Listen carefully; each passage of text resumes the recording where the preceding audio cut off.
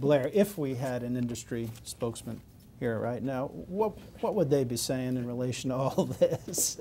I hate to put you in a difficult position. Sure, no, I do it all the time. Some of my best friends are, and I, as a lawyer, and like I can take either side. Anyway, here it's very clear. Jason and I were on a panel with one of the industry folks, and I think I got this understanding.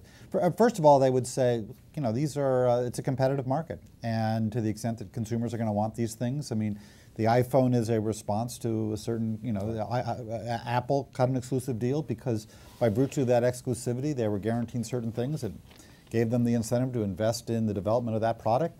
There are exclusives, you know, all over the place in every sector, every competitive sector. Nothing wrong with that. Secondly, these things require a great deal of investment.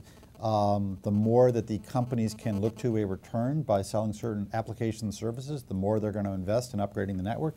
You mentioned the auction, $20 billion that the industry is putting in for more spectrum. It's going to be great because you're going to have 4G instead of 3G, but you know, you got to have services that return that because Wall Street's going to want its money back and more. So you have that, and then third, I think they would point to the fact that openness is happening as a matter of markets.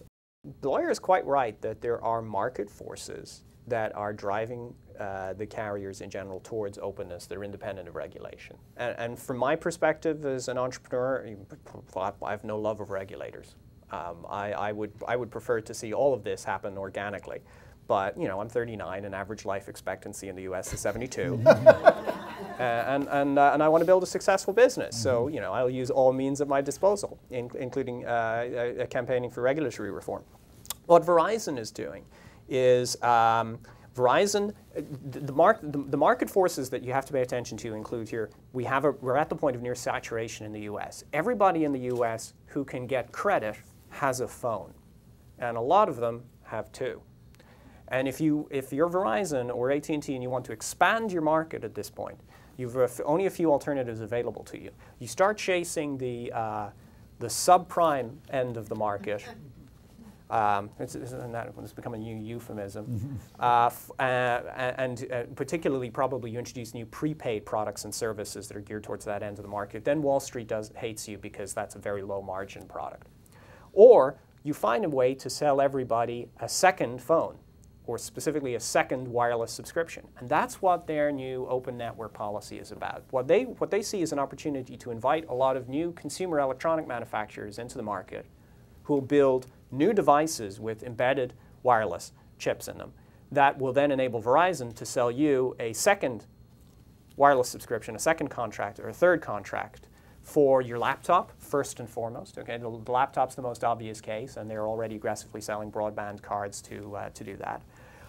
Your in-car navigation system, there's a really compelling need to have wireless functionality in your in-car navigation system so that you could get mapping updates, but real-time traffic information and local content that's relevant to what your destination. Your digital camera. Every phone has a camera in it, but there's lots of people with high-end digital cameras. If you have your 15 megapixel SLR for the wedding or whatever, if you had wireless service in that or a wireless chip in that, you could upload your pictures on the fly to a website where people at the event could see it. Or if you're a photojournalist, there'd be a compelling need to have that.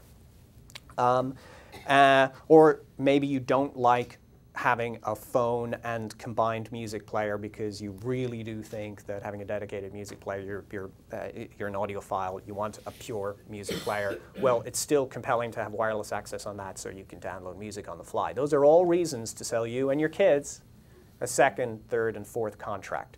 And Verizon and AT&T are smart enough to know that while they can mandate the design of handsets, they can't realistically hope to mandate the design of the next generation of laptops and in-car nav systems and cameras and the like. So they're inviting in consumer electronic manufacturers to build devices on the network. Verizon has specifically not said that they'll allow other people also to build phones for their network and consumers can go buy those phones.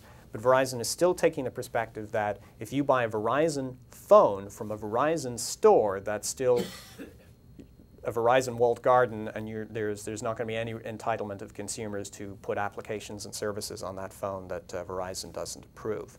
So in that sense, it's just baby steps. But it's a very, very interesting development, and it certainly shows the direction that the industry wants to go.